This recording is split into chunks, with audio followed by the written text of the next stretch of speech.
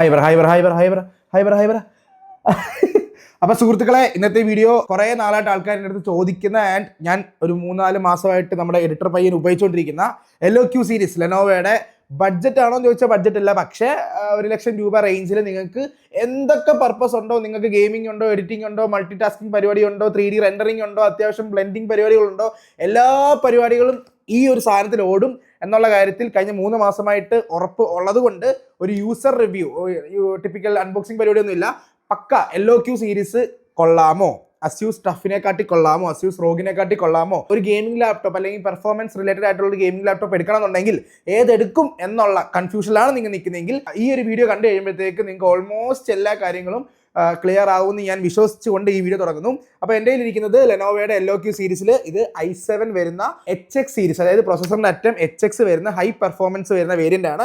And RTX 4060 inbuilt കിട്ടുന്ന ഒരു കിഡ്ല സാധനമാണ്. 8 GB ഗ്രാഫിക്സ് കാർഡ് അതിനകത്തുള്ളത്, 24 GB റാമും 512 GB SSD വരുന്ന ഒരു കിഡ്ല സാധനമാണ്. DDR5 ഒക്കെ വരുന്ന അത്യാവശ്യം നല്ല സ്പെക്കുള്ള സാധനമാണ്. പക്ഷേ ഇതിൻ്റെ ഒരു പ്രശ്നം ആദ്യം പറഞ്ഞേക്കാം, 1,00,000 രൂപയ്ക്കാണ് ഇത് അന്ന് എടുത്തത്. 3 മാസം മുമ്പ് നമ്മുടെ കാർ എടുത്ത സെയിം ഡേയിൽ ഒക്ടോബർ 10 മേടിച്ച സാധനമാണ്.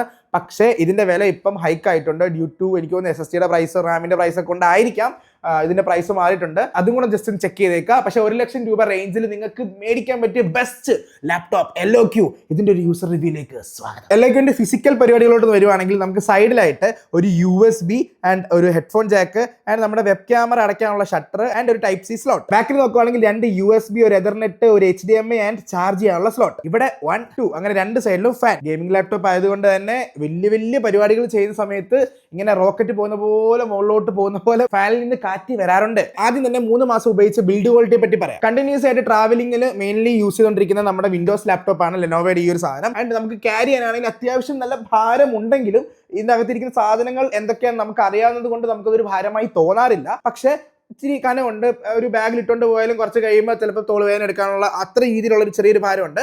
പക്ഷേ കുഴപ്പമില്ല, ഇതിൻ്റെ പെർഫോമൻസ് നമ്മൾക്ക് അതനുസരിച്ച് ടാലി ചെയ്യാൻ പറ്റും. ആൻഡ് ഇതിൻ്റെ ബിൽഡ് ക്വാളിറ്റിയെ പറ്റി പറയുവാണെങ്കിൽ അത്യാവശ്യം കുഴപ്പമില്ലാത്ത മെറ്റീരിയൽസ് ഉപയോഗിച്ചാണ് ചെയ്തിരിക്കുന്നത്. ബാക്കിലൊക്കെ പ്ലാസ്റ്റിക് സംഭവങ്ങളാണ്. നമുക്ക് തുറക്കാം. തുറക്കുമ്പോൾ മെയിൻലി നമ്മൾ ഗെയിമിംഗ് ലാപ്ടോപ്പിൽ ഏറ്റവും കൂടുതലും പണി കിട്ടുന്നതെന്ന് പറയുന്നത് ഹിഞ്ചസിലാണ്.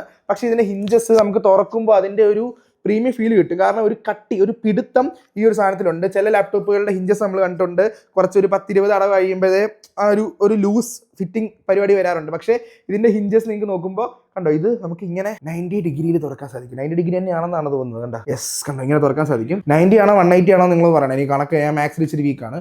യെസ്, പക്ഷേ ഇങ്ങനെ നമ്മൾ യൂസ് ചെയ്യത്തില്ല ബേസിക്കലി, അത് വേറൊരു കാര്യം. ഓക്കെ, ഇങ്ങനെ പിടിച്ചിട്ട് നമുക്ക് അത്യാവശ്യം തുറക്കാൻ സാധിക്കും. മെയിൻലി പറയേണ്ടത് ഇതിൻ്റെ ആ ഒരു എസ്തെറ്റിക് ലുക്കാണ്. ഇതിൻ്റെ കളർ എന്ന് പറയുന്നത് ഒരു മെറ്റാലിക് സിൽവർ വൈബ് സാധനമാണ്, പ്ലസ് പ്ലാസ്റ്റിക് ബ്ലാക്ക് ആ ഒരു സെറ്റപ്പ്. ആൻഡ് ഇതിൻ്റെ കീബോർഡ് നോക്കുക, നല്ല ടൈപ്പിംഗ് ഫീഡ്ബാക്കും കാര്യങ്ങളുള്ള RGB ബാക്ക് ലൈറ്റ് വരുന്ന എല്ലാ കീസും കാര്യങ്ങളുള്ള ഒരു കീബോർഡ്, നല്ല ഫീഡ്ബാക്കും കാര്യങ്ങളാണ്. മൗസ് പാഡ് ആണെങ്കിലും അത്യാവശ്യം നമുക്ക് യൂസ് ചെയ്യാൻ, ഞാൻ പേഴ്സണലി ഗെയിമിംഗ് ലാപ്ടോപ്പിൽ, പ്രത്യേകിച്ച് ഗെയിമിംഗ് ലാപ്ടോപ്പിൽ അല്ലെങ്കിൽ എഡിറ്റ് ചെയ്യുന്ന ലാപ്ടോപ്പുകളിൽ മൗസ് പാഡ് ഇൻബിൽട്ട് ഉള്ളത് യൂസ് ചെയ്യാൻ പറയാറില്ല.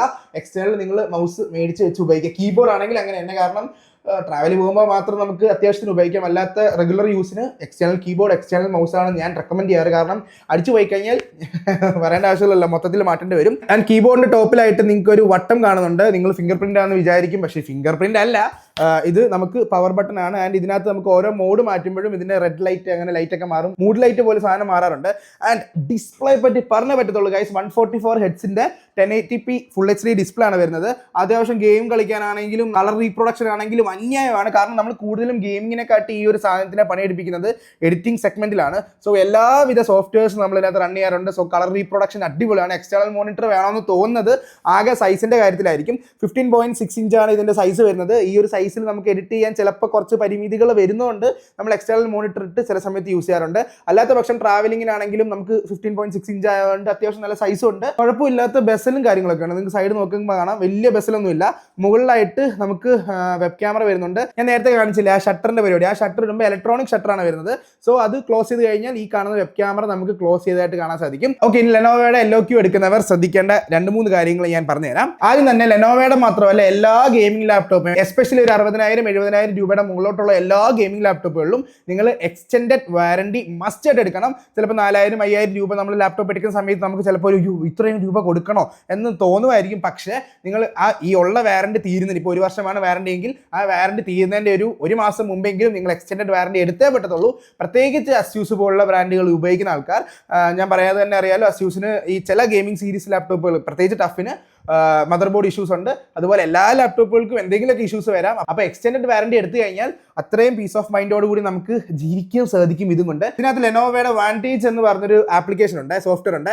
ഈ സോഫ്റ്റ്വെയറിനകത്ത് നമുക്ക് കുറേ അധികം കാര്യങ്ങൾ പറ്റും. ഇതിനകത്ത് തന്നെ നമുക്ക് എക്സ്റ്റെൻഡഡ് വാറണ്ടി എടുക്കാൻ സാധിക്കും. പ്രത്യേകിച്ച് കടയിലൊന്നും പോകേണ്ട ആവശ്യമില്ല. അല്ല, വേറൊരു കാര്യം, ഞാനിപ്പോൾ LOQ ഭയങ്കര അടിപൊളിയാണ് എന്നല്ല ഇതിനകത്തോട് ഉദ്ദേശിക്കാൻ ശ്രമിക്കുന്നത്. പക്ഷേ തമ്മിൽ തൊമ്മൻ ഭേദം എന്നൊക്കെ പറയുന്ന പോലെ കമ്പയർ ചെയ്യുമ്പോൾ അത്യാവശ്യം കുഴപ്പമില്ലാത്ത പ്രൈസ് റേഞ്ചിൽ അത്യാവശ്യം എല്ലാ ഫീച്ചേഴ്സും കിട്ടുന്ന ഒരു സാധനം LOQ നിലവിൽ ആയതുകൊണ്ടാണ് ഞാൻ LOQനെ പൊക്കി പിടിച്ചുകൊണ്ട് നടക്കുന്നത്. ആൻഡ് ഇതിന്റെ റിവ്യൂ ഇപ്പോൾ ഇട്ടത് തന്നെ കാരണം കുറേ ആൾക്കാരോട് ചോദിക്കുന്നത്, കൈസ് 1 ലക്ഷം രൂപയുടെ ബഡ്ജറ്റിൽ ഏതാണ് ലാപ്ടോപ്പ്. ഞങ്ങളും ഈ എടുത്ത സമയത്ത് 3 മാസം മുമ്പാണ് എടുത്തത്. അപ്പോൾ ഇത് എടുത്ത സമയത്ത് ഞങ്ങളും ഇഷ്ടംപോലെ തിരക്കി അവസാനം തപ്പിപ്പിടിച്ച് രണ്ടും കൽപ്പിച്ച് എടുക്കാമെന്ന് പറഞ്ഞ് എടുത്ത കുട്ടനാണ് LOQ. And as of now വലിയ കുഴപ്പമൊന്നും ഇല്ലാതെ ഓടുന്നത് കൊണ്ട് തന്നെയാണ് ഇപ്പോൾ ഈ റിവ്യൂ നിങ്ങൾ കാണുന്നത്. ഈ ലെനോവോയുടെ വാൻറ്റേജ് എന്ന് പറഞ്ഞ ആപ്ലിക്കേഷൻ നിങ്ങൾ യൂസ് ചെയ്യുന്ന സമയത്ത് നിങ്ങൾക്ക് ഇതിനകത്ത് കുറേ അധികം ഈ ലാപ്ടോപ്പുമായിട്ട് ബന്ധപ്പെട്ട കുറേ അധികം ടെക്നിക്കൽ ഫീച്ചേഴ്സ് ഒക്കെ കാണാൻ സാധിക്കും. ഫോർ എക്സാമ്പിൾ, നിങ്ങൾക്ക് നിങ്ങളുടെ GPU കുറച്ച് പെർഫോമൻസ് ബൂസ്റ്റ് ചെയ്യണമെങ്കിലോ നിങ്ങളുടെ CPUവിന്റെ പെർഫോമൻസ് ബൂസ്റ്റ് ചെയ്യണമെങ്കിലോ ലാപ്ടോപ്പ് നിങ്ങൾക്ക് കുറച്ചുകൂടെ ബൂസ്റ്റ് ചെയ്ത് ഫുൾ പെർഫോമൻസ് ഇട്ട് ലാപ്ടോപ്പ് റൺ ചെയ്യണമെന്നുണ്ടെങ്കിൽ നിങ്ങൾക്ക് അത് ഉപയോഗിക്കാനുള്ള സെറ്റപ്പും ഫീച്ചേഴ്സും കാര്യങ്ങളൊക്കെ ഈ ലെനോവോ വാൻറ്റേജ് എന്ന് പറഞ്ഞ സോഫ്റ്റ്വെയറിനകത്ത് ഇൻബിൽട്ട് നിങ്ങൾക്ക് കിട്ടും. ഓവർക്ലോക്കുള്ള പരിപാടിയൊക്കെ ഉണ്ട്. പക്ഷേ ഞാൻ റെക്കമെൻഡ് ചെയ്യാറില്ല. പക്ഷേ പെർഫോമൻസ് തീരെ പോരാ എന്ന് തോന്നുമ്പോൾ മാത്രം ഈ പരിസരത്തോട്ടൊക്കെ വന്നിട്ട് നിങ്ങൾ ഇതിനകത്ത് പഠിച്ചാൽ മതി. ലെനോവോയുടെ i7 വരുന്ന LOQ സീരീസിനകത്ത് ഇതിനകത്ത് നമുക്ക് ഇൻബിൽട്ട് കിട്ടുന്നത് 24 GB റാം ആണ്. നമുക്ക് 32 GB വരെയൊക്കെ എക്സ്റ്റെൻഡ് ചെയ്യാൻ സാധിക്കും. പക്ഷേ 32 GB റെക്കമെൻഡഡ് ആണ്. ബിക്കോസ് നമ്മൾ അത്യാവശ്യം വലിയ പണികളാണ് ചെയ്യുന്നുണ്ടെങ്കിൽ പോട്ടെ, എന്തൊക്കെ ആഫ്റ്റർ എഫക്ട്സ് ഓടിക്കുന്നെങ്കിൽ പോലും നിങ്ങൾ 32 GB ഇടാൻ നിർബന്ധിതരാകും. അത് വേറെ കാര്യം. ചില മോഡൽസുകളിൽ 64 GB ഒക്കെ റാം അപ്ഗ്രേഡ് ചെയ്യാൻ പറ്റുന്ന സെറ്റപ്പ് ഉണ്ട്. ആൻഡ് ഇതിനകത്ത് 512 GB ആണ് SSD വരുന്നത്. അപ് ടു 1 TB വരെ നിങ്ങൾക്ക് ഇതിനകത്ത് SSD അപ്ഗ്രേഡ് ചെയ്യാൻ സാധിക്കും.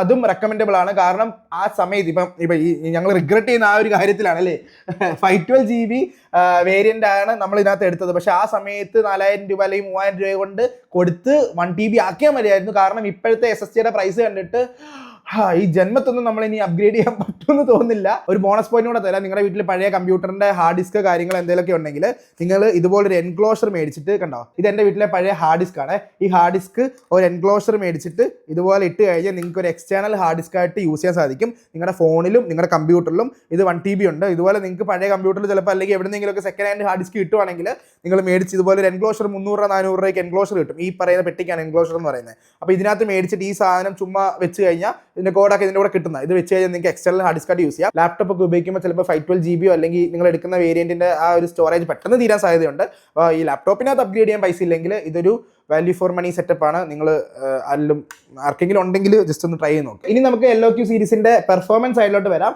ഇതിനകത്ത് 4060 8GB കാർഡ് കിടപ്പുണ്ട്. ആൻഡ് i7ന്റെ അത്യാവശ്യം നല്ല സ്പെക്കുള്ള HX വരുന്ന സീരീസിൽ വരുന്ന പ്രോസസ്സറാണുള്ളത്. i7 നിങ്ങൾക്ക് അപ്പോഴും നിങ്ങൾക്ക് ഒരു ഡൗട്ട് വരും, ഇന്റൽ വേണോ റൈസൺ വേണോ എന്നുള്ളത്. രണ്ടിലും LOQ അവൈലബിൾ ആണ്. നിങ്ങളുടെ ബഡ്ജറ്റും എനിക്ക് തോന്നുന്നു റൈസൺ കുറച്ച് വിലക്കുറവുണ്ടെന്ന് തോന്നുന്നു. നിങ്ങളുടെ ബഡ്ജറ്റും നിങ്ങളുടെ പർപ്പസ് ഒക്കെ നോക്കിയിട്ട് എടുക്കുക. അതൊരു സബ്ജക്റ്റീവ് ക്വസ്റ്റ്യൻ ആണ്. അത് പറഞ്ഞാൽ ചിലപ്പോൾ വീണ്ടും എയറിൽ പോകും.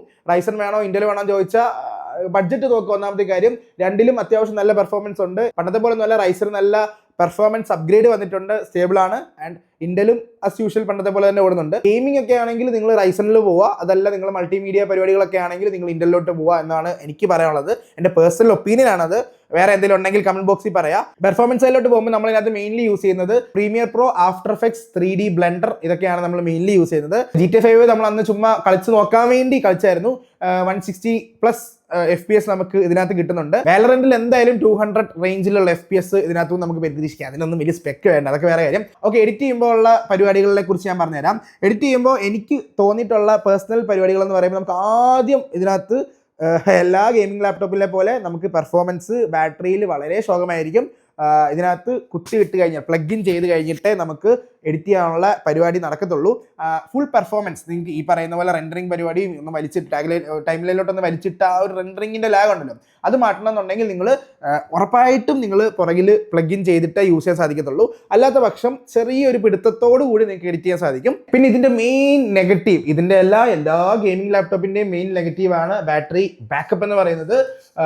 ഒരു 2 മണിക്കൂറൊക്കെ പറയട്ടെ, 1.5 മണിക്കൂർ 2 മണിക്കൂർ മാക്സിമം 2 മണിക്കൂർ 1.25 മണിക്കൂറൊക്കെ ഇതിൻ്റെ ബാറ്ററി ബാക്കപ്പ് നോർമൽ യൂസിന് കിട്ടും എന്നുള്ളതാണ് എനിക്ക് പറയാൻ സാധിക്കുന്നത്. നോർമൽ എന്ന് പറയുമ്പോൾ പ്രീമിയർ പ്രോയിലുള്ള നോർമൽ യൂസിന് അത്യാവശ്യം ബ്രൗസിങ്ങും ക്രോമും അങ്ങനത്തെ പരിപാടിയൊക്കെ ആണെങ്കിൽ ഒരു 3 മണിക്കൂറൊക്കെ കിട്ടും. 3-3.5 മണിക്കൂറൊക്കെ ബ്രൗസിംഗ് പരിപാടി നെറ്റ് ഉപയോഗിക്കുകയാണെങ്കിൽ ആ ഒരു ബാറ്ററി ബാക്കപ്പ് ഇതിൽ നിന്ന് നമുക്ക് പ്രതീക്ഷിക്കാൻ സാധിക്കും. അല്ലാത്ത പക്ഷം നിങ്ങൾ ഈ പറയുന്ന എഡിറ്റിംഗ് അങ്ങനത്തെ ഗെയിമിംഗ് അങ്ങനെയൊക്കെ ആണെങ്കിൽ 1 മണിക്കൂർ 1.5 മണിക്കൂറിൽ ഈ പരിപാടി ഇത് നമുക്ക് അടച്ചു വെച്ചിട്ട് പോകേണ്ട വരും. ഞാൻ പറഞ്ഞില്ലേ ബാറ്ററി ഇല്ലാത്ത പക്ഷം ട്രാവലിങ്ങിലാണെങ്കിൽ നമുക്ക് ട്രാവലിങ്ങിൽ കൊണ്ട് കിടന്ന് എഡിറ്റ് ചെയ്യാൻ പറ്റുമോ എന്ന് ചോദിച്ചാൽ നടക്കത്തില്ല. ട്രാവലിങ്ങിൽ കൊണ്ട് കിടന്ന് നമുക്ക് ഗെയിം കളിക്കാൻ പറ്റുമോ എന്ന് ചോദിച്ചാൽ നടക്കത്തില്ല. വീട്ടിൽ നമ്മൾ കമ്പ്യൂട്ടർ വെച്ചേക്കും, ഇപ്പം എൻ്റെ പുറയിൽ കമ്പ്യൂട്ടർ വെച്ചേക്കുന്ന പോലെ നിങ്ങൾ ടേബിളിൽ പ്ലഗ് ഇൻ ചെയ്ത് യൂസ് ചെയ്യുവാണെങ്കിൽ പുലിയാണ് ഇവൻ പുലി. ചാർജർ കാണിക്കും വിട്ടുപോയി. ഇതാണ് നമ്മുടെ ലെനോവയുടെ 230 വോട്ടിൻ്റെ ഫാസ്റ്റ് ചാർജർ വരുന്നത്. നമുക്ക് 3 പിന്നിൽ ഉപയോഗിക്കാം. അതിൻ്റെ അറ്റത്ത് കേബിൾ ഇതാണ് ഇതിൻ്റെ പോർട്ട് വരുന്നത്. ആൻഡ് നമുക്ക് ലാപ്ടോപ്പ് കുത്തിയിട്ട് കഴിഞ്ഞാൽ 1 മണിക്കൂർ 1.5 മണിക്കൂർ കൊണ്ടൊക്കെ നമുക്ക് ഒരു 20% നിന്ന് 100% ആവാറുണ്ട്. ഇതിൽ ലെനോവയുടെ വാൻറ്റേജ് എന്ന് പറഞ്ഞ ആപ്ലിക്കേഷനകത്ത് നമുക്ക് ഇടയ്ക്കിടയ്ക്ക് ബയോസ് അപ്ഡേറ്റ് ചെയ്യാനുള്ള ഓരോ പോപ്പപ്പ് വരാറുണ്ട്. അപ്പോൾ എപ്പോഴൊക്കെ ആ പോപ്പപ്പ് വരുന്നോ, LOQ സീരീസ് ഉപയോഗിക്കുന്നവർക്ക് അറിയായിരിക്കും, ആ പോപ്പപ്പ് എപ്പോഴൊക്കെ വരുന്നോ അപ്പോഴെല്ലാം ബയോസ് കയറി അപ്ഡേറ്റ് ചെയ്യുക എന്നുള്ളതാണ് നമുക്ക് ചെയ്യാൻ സാധിക്കുന്നത്. കാരണം അവർ പറയുന്നത് നമ്മൾ കേട്ടില്ല എന്നുള്ളത് വേണ്ട.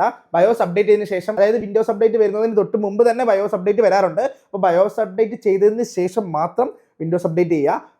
ഇതിൻ്റെ പെർഫോമൻസിൽ അല്ലെങ്കിൽ അത് ബാധിക്കാറുണ്ട് എന്ന് എനിക്ക് തോന്നിയിട്ടുണ്ട്. ഇപ്പം 3 വട്ടം മേടിച്ചതിന് ശേഷം ഈ 3 മാസത്തിൽ 2 വട്ടം കണ്ട് വന്നിട്ടുണ്ട്. അപ്പോൾ അത് നിങ്ങൾ ഓർക്കുക. അപ്പോൾ അതാണ് LOQ സീരീസിനെ എനിക്ക് പറയാനുള്ളത്. എനിക്കറിയാം നിങ്ങൾ ലാപ്ടോപ്പ് നോക്കിക്കൊണ്ടിരിക്കുകയാണ്, സ്റ്റിൽ കൺഫ്യൂസ്ഡ് ആണ്, ഏതെടുക്കും, ഏത് ബ്രാൻഡ് എടുക്കും, ഏത് സ്പെക്ക് എടുക്കും. ഞാൻ ഒരു ഷോർട്സ് ഓൾറെഡി റീൽ നിങ്ങൾ കണ്ടിട്ടുണ്ടായിരിക്കും, ഓൾറെഡി ഇട്ടിട്ടുണ്ടായിരിക്കും. നിങ്ങളുടെ പർപ്പസ് നോക്കുക, നിങ്ങളുടെ ബഡ്ജറ്റ് നോക്കുക. നിങ്ങൾ ചിലപ്പോൾ നോക്കി വരുമ്പോൾ 50,000 രൂപയ്ക്ക് തുടങ്ങി 60,000 70,000 രൂപയിൽ എത്തുമ്പോഴായിരിക്കും 85,000 രൂപയ്ക്ക് ഈ ഒരു ലാപ്ടോപ്പ് ഉണ്ടല്ലോ, എന്നാൽ പിന്നെ അതെടുത്താൽ പറ്റും. അതൊക്കെ എല്ലാ സാധനങ്ങളും നമ്മൾ മേടിക്കാൻ പോകുമ്പോഴും ഈ സെയിം പരിപാടികളാണ് നമ്മുടെ മൈൻഡിൽ കൂടെ ഓടുന്നത്. ബഡ്ജറ്റ് കൂടുന്നതനുസരിച്ച് നിങ്ങൾക്ക് അതിൻ്റെ ആവശ്യമുണ്ടോ എന്ന് നോക്കുക. മിനിമം ഒരു സ്പെക്ക് നോക്കിയെടുക്കുക. ബഡ്ജറ്റ് അവിടെ നിൽക്കട്ടെ, സ്പെക്ക് മിനിമം നിങ്ങളുടെ പർപ്പസ് മീറ്റ് ചെയ്യാനുള്ള സ്പെക്ക് അതിനുണ്ടോ എന്ന് മാത്രം നോക്കിയിട്ട് സാധനം എടുക്കുക. മിനിമം ഒരു i5 ഉള്ള എന്ത് സാധനം എടുത്താലും അത്യാവശ്യം 2, 3, 4 വർഷമൊക്കെ ഓടാനുള്ളതുണ്ട്.